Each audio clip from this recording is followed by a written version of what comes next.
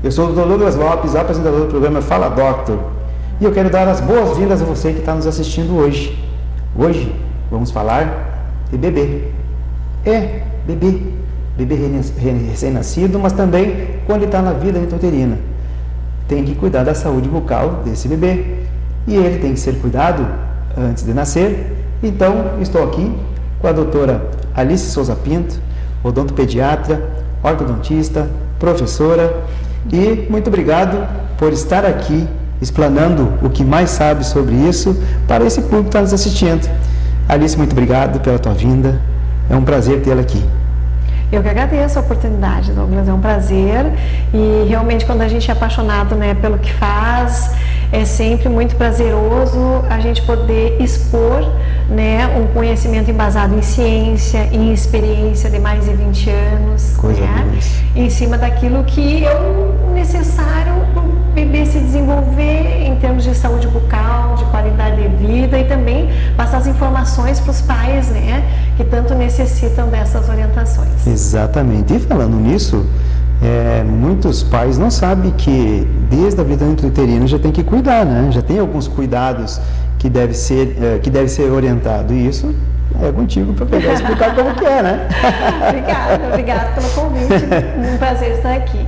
Então vamos lá, o que é importante os pais saberem? Que já nas primeiras semanas de vida do bebê, a criança já começa a desenvolver a mandíbula, a maxila, os dentes. Então, a partir desse cuidado, a gestante ela terá a condição de gerar um feto, um embrião, uma criança com saúde esquelética e dentária também.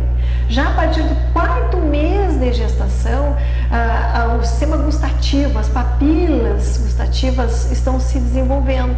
Inclusive tem alguns trabalhos que mostram que com bebês recém-nascidos, que o gosto doce é agradável a todos os bebês. Já o azedo, o amargo, o salgado não tanto.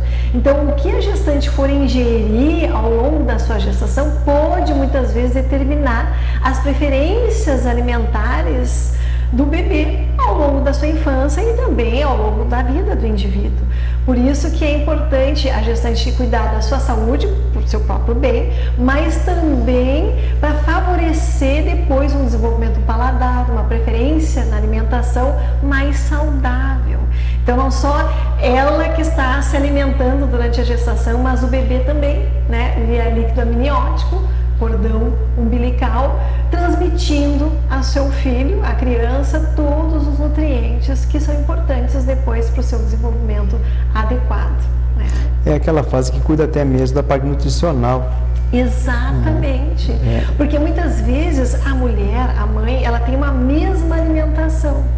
Passa por períodos difíceis na gestação, principalmente os primeiros meses, em que ela muitas vezes se alimenta pouco em função do refluxo, né, mal-estar, enjoo, e isso muitas vezes faz com que a criança também tenha dificuldade de desenvolvimento, mas também tenha limitação de acesso a alimentos diferentes. Então é importante a gente pensar nisso também, né? Exatamente. Variar a alimentação de forma qualitativa. Sempre. Também tem aquela questão que quando nasce, muitos perguntam se tem que escovar a gengiva na fase que não tem os dentes. Exato. Isso se tinha uma ideia há um tempo atrás, dentro da literatura, de que quanto mais cedo a mãe e o pai estimulassem a escovação mesmo da gengiva do bebê sem dentinhos, melhor seria para a criança a adaptação e aceitação na escovação já no primeiro ano de vida, se ele já tivesse dentinho. Sim, claro. Mas isso não é verdade, não se tem nenhuma sustentação científica de que quanto mais cedo você estimular a limpeza da gengiva ou do dentinho do bebê, melhor comportamento ele terá com o passar do tempo.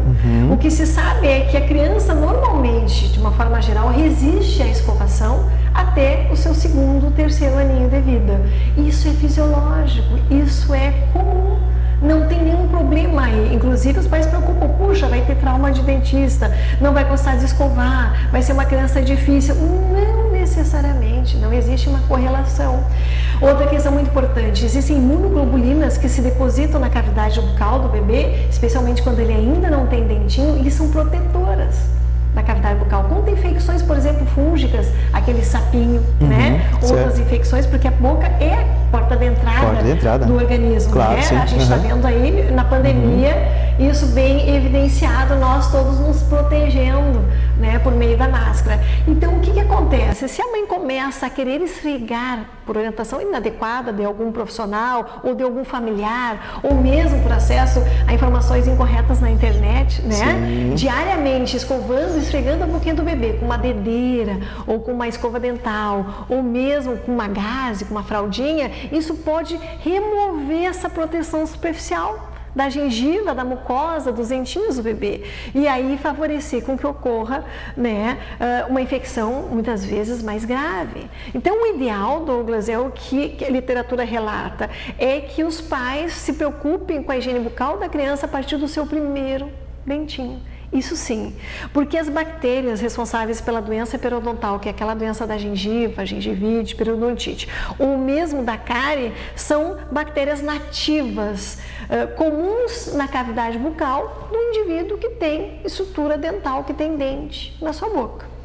O desequilíbrio está quando não ocorre uma higiene bucal adequada diante da presença dos dentes, né? Por exemplo, deficiência no uso do fio dental, falta de escovação, por falta de orientação mesmo, inclusive o acesso ao flúor, né? Ou quando a criança consome de forma desenfreada, exagerada, o carboidrato fermentável, que é o açúcar, especialmente a sacarose, não somente a sacarose, né? Porque a frutose, o açúcar das frutas e a lactose, o açúcar do leite, também favorece a ocorrência de cáries se ficarem estagnados na superfície dos dentes, mas especialmente a sacarose, que é o açúcar mais usado na dieta, né, do ser humano. E falando sobre isso, e a questão do uso da chupeta e da mamadeira?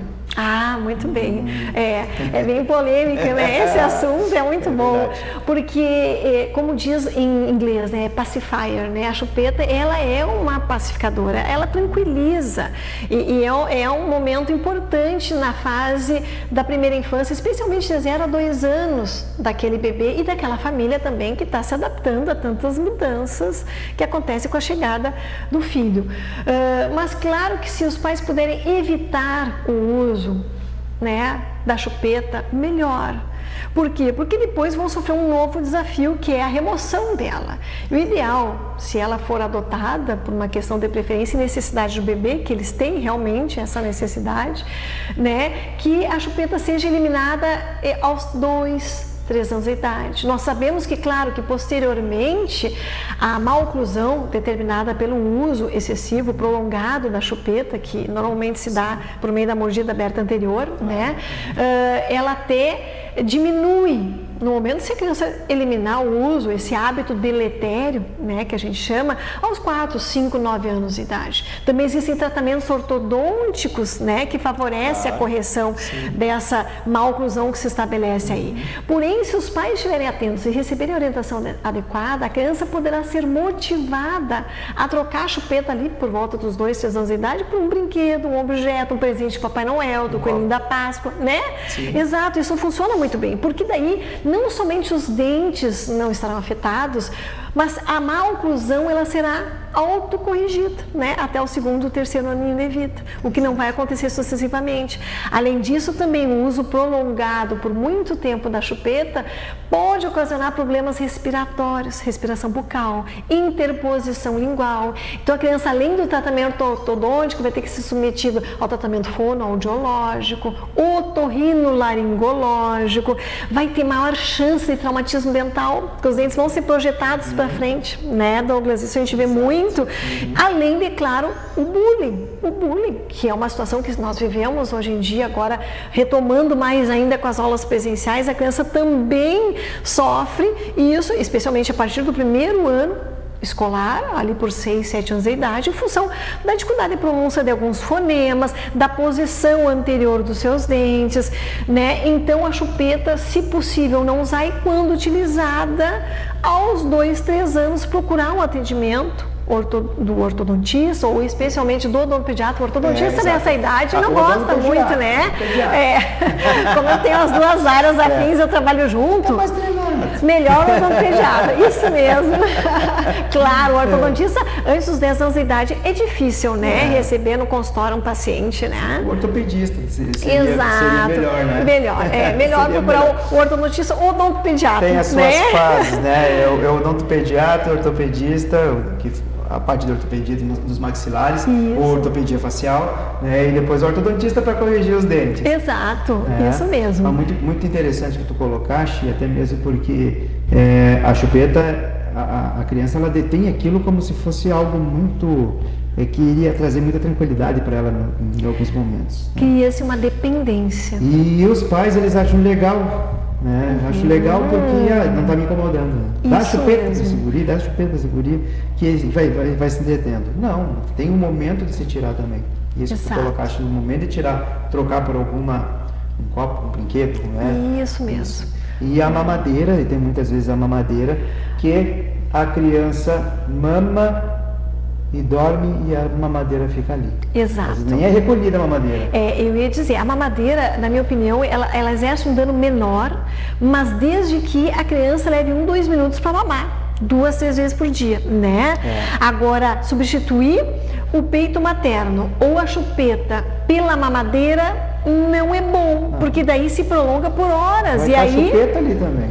Exatamente, então vai causar os mesmos danos, né, prejudiciais do bico.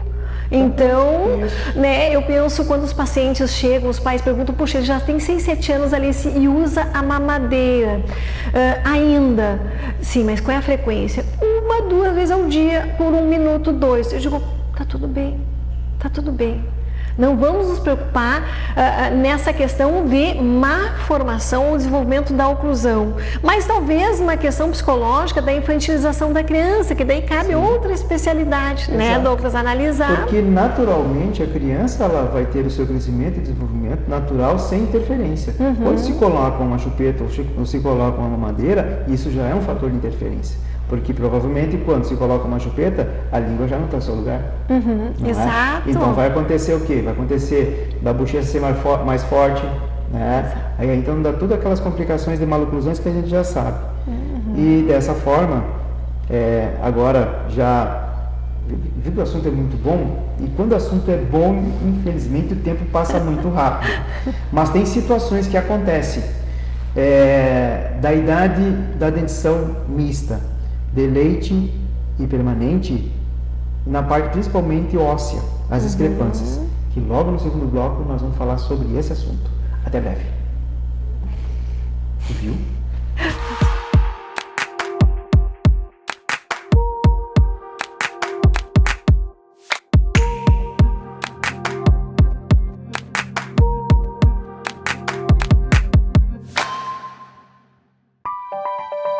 Um belo sorriso conquista.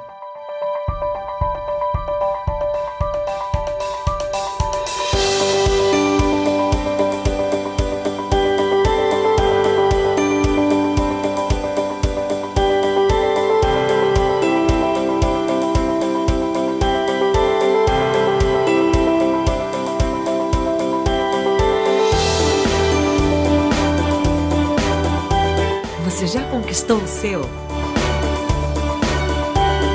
Clínica Odonto Doctor, presente em todos os momentos da sua vida.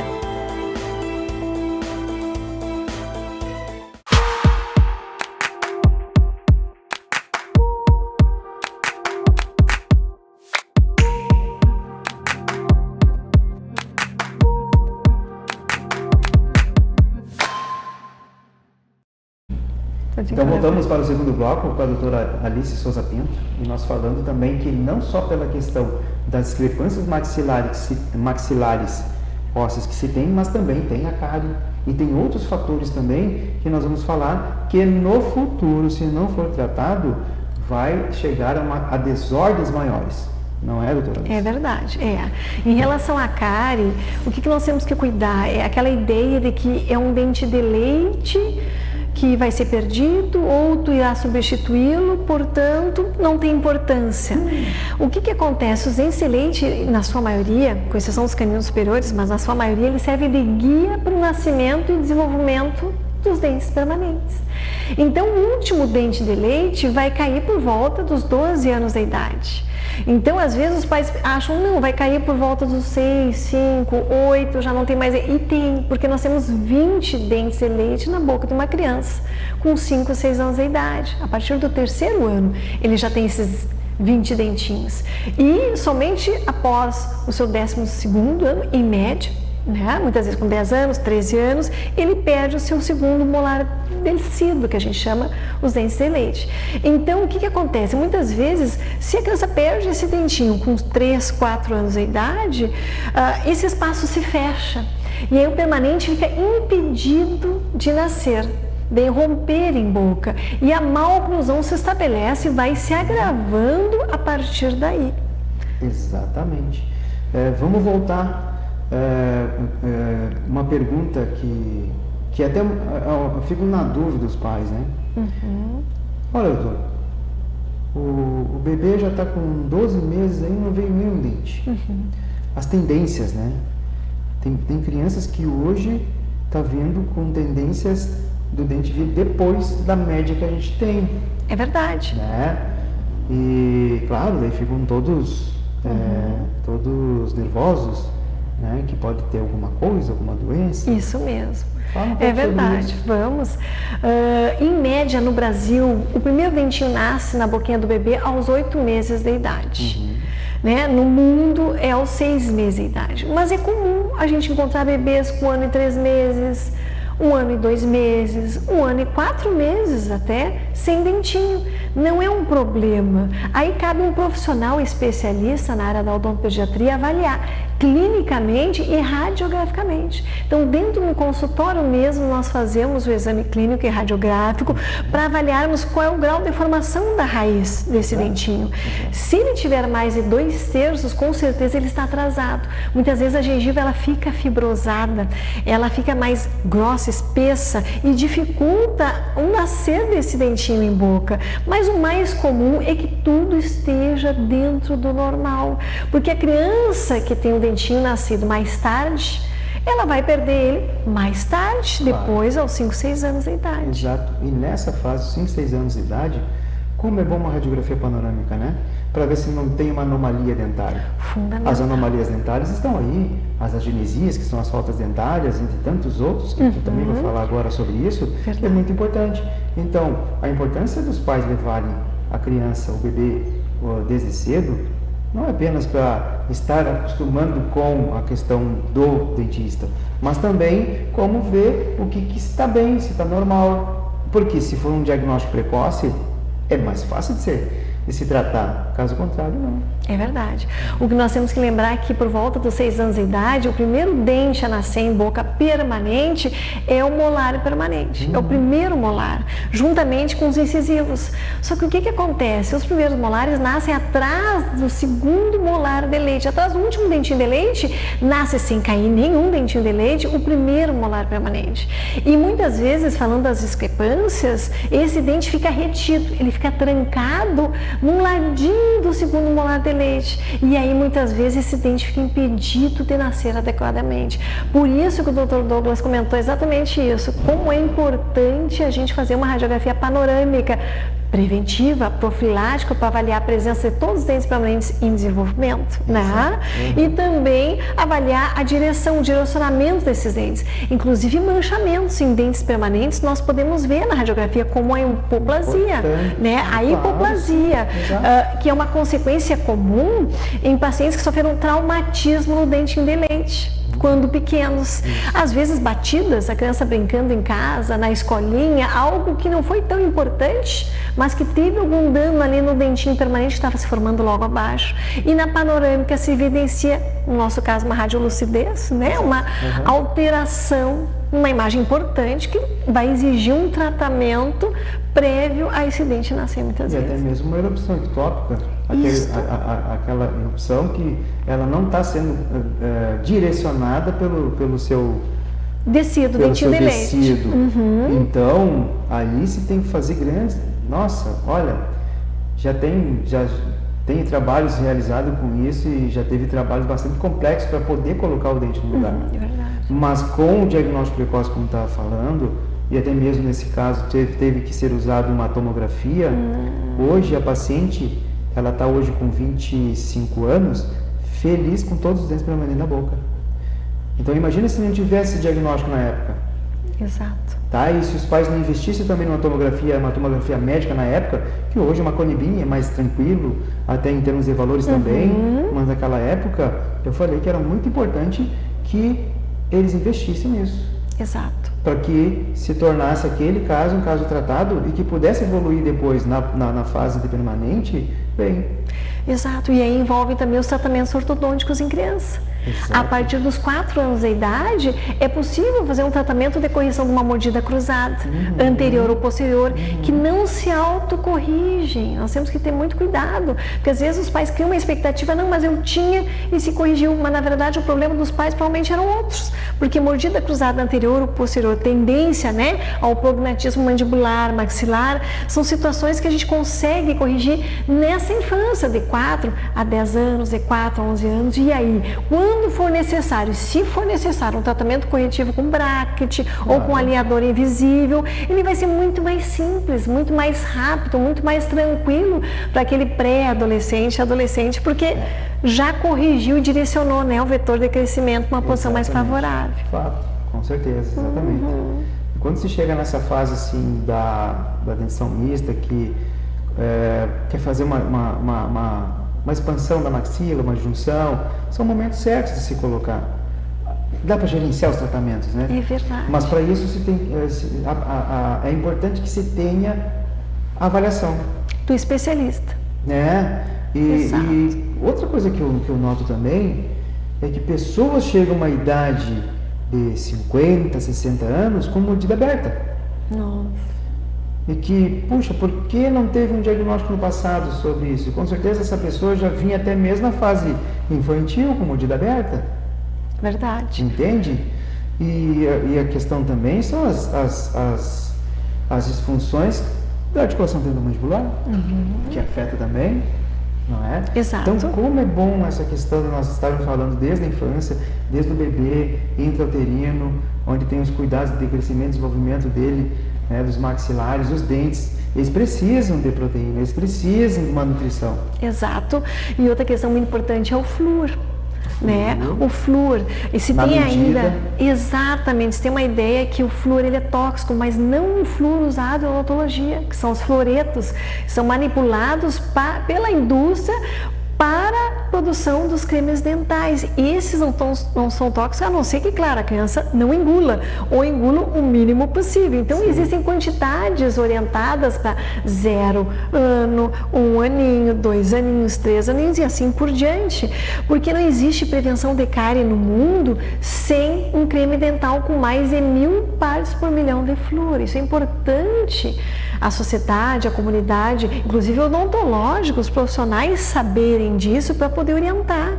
Porque se tem ainda na mídia, a gente observa muitas vezes, né, a ideia de um artista famoso, alguém que não é da área, anunciar, né, o flúor como sendo o criminoso, mas não é verdade, porque não há como a gente evitar atividade de cárie, lesões de cárie, evolução da doença e nem tratar, inclusive, inativando a cárie sem o acesso adequado ao creme dental com mais de 1000 partes por milhão de flúor. E esse 1000 está escrito nas embalagens, claro, porque a gente tem creme dentais com 500, 750 ppm de flúor, sem flúor, né? E os pais naquela expectativa de evitar a fluorose, que é uma alteração, uma hipomineralização já mais grave e rara, de acontecer cada vez mais, eles acabam não usando no seu filho o creme dental com flúor. Então aí vai novamente do especialista em odontologia, né? Especialmente o odontopediatra, orientar as famílias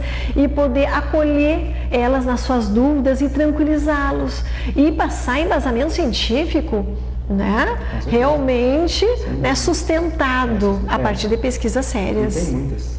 Nossa, tem pesquisa. Verdade. E aproveitando esse momento da higiene bucal, bem quando está saindo o primeiro molar, atrás do segundo molar de leite, que ele está saindo e a criança não tem habilidade, às vezes, de ir com a escova, escovar ele lá, porque agrega muita placa bacteriana. Exatamente. Tem criança, chupa bala, come biscoito, né? E aí, não, às vezes não faz aquela higiene que tem que fazer, mas tem que ter cuidado, porque esse dente, juntamente com os incisivos, eles são importantes porque é para estar toda a vida. Exato. E são os permanentes. E os primeiros molares permanentes que nascem por volta dos 6 anos de idade, eles são os mais perdidos no mundo, ainda nos dias de hoje. E são dentes que vão determinar a oclusão posterior, né? Exato. A posição dos demais dentes em boca. Também. Eu digo para os pacientes que é um dente de gente grande, de adulto em criança. Então, vamos cuidar, porque quando você tiver a idade do pai e da mãe, esse dente tem que estar na boca e saudável e bem. Então, em função disso, dele levar muitas vezes 6 meses para entrar em contato com o seu antagonista, né? Muitas vezes acumula a placa, ela estagna ali naquela região e isso é um nicho favorável para proliferação e desencadeamento da primeira lesão de cárie na dentição permanente. Escovações, a orientação é nas refeições. Exato. A orientação, se for preventiva, num bebê que só tem incisivos, dentinhos à frente, o bebê de 6 meses, 8 meses, 1 ano, não nasceu um molarzinho ainda, que normalmente nasce por volta de 1 ano e meio de idade, uma vez ao dia, um creme dental na quantidade de 1 grãozinho de arroz. Uma vez ao dia é suficiente. Nasceu o primeiro molar descido, que é o primeiro molarzinho de leite, por volta de 1 ano e meio, 1 ano e 8 meses de idade da criança, já se inicia 2 vezes ao dia essa escovação com o mesmo creme dental, que pode ser sim o infantil, mas na concentração de mais de 1000 partes por milhão de flúor. A partir daí, né? Na parte de 1,5 a 1 ano e 8 meses. Agora, quando o segundo aí molar já se dele... introduz o flúor. O flúor, exatamente. No primeiro dentinho se introduz o flúor. No primeiro dentinho, tendo só incisivo, já se introduz o flúor.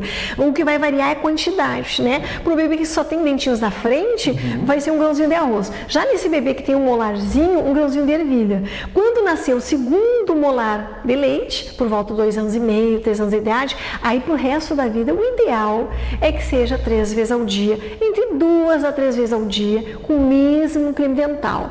Porque lembrando que essa concentração de flúor que eu estou mencionando aqui é a mesma concentração do flúor dos dentifrícios, dos cremes dentais de adulto, né, Douglas? Sim, então, exato. Então, a quantidade de creme dental colocado na escova é que vai determinar a proteção ou a toxicidade, a chance daquele indivíduo, daquela criança desenvolver fluorose.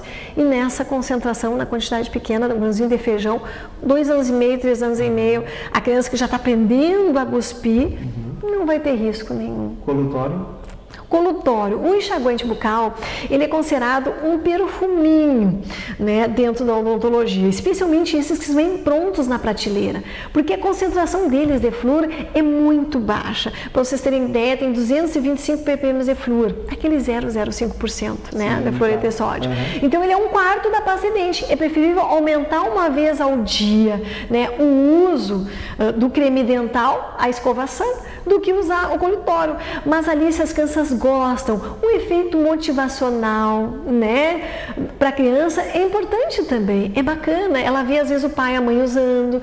Agora, se tiver uma indicação concreta, e algumas crianças têm indicação concreta, aquelas que têm atividade de cárie, tem aparelho ortodôntico fixo, né, tanto o corretivo quanto um disjuntor no palato, né, essas crianças a gente prefere sempre utilizar o manipulado.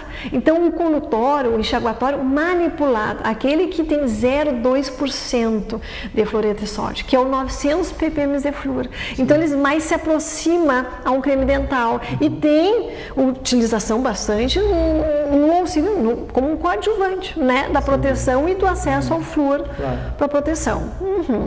Viu só? Quanta coisa boa, né? Mas o assunto é tão bom, passa rápido. Nosso tempo está indo. Mas a doutora Alice vai deixar aí uma mensagem para todos que estão nos assistindo nesse final de bloco do Fala Doctor. Claro, um prazer estar aqui com vocês, contem sempre comigo e saibam que vale muito a pena a prevenção em odontologia, porque ela funciona, diferente de outras áreas da saúde, ela funciona e vai sustentar muitas vezes todo o amor, o carinho que a criança vai ter com a sua saúde bucal ao longo da vida. Viu que maravilha? Doutora Alice, muito obrigado mais uma vez por ter vindo Fala Doctor. É um prazer tê-la aqui e com certeza quem está aí assistiu e escutou muitas coisas boas e que pode estar falando aí para seus netos, filhos ou afilhados, né? E estar mais ciente de que a criança ela deve ir periodicamente ao dentista. Com certeza estará evitando alguns problemas futuros e que o especialista ele pode solucionar. Obrigado. Obrigado a você que está nos assistindo e até a próxima.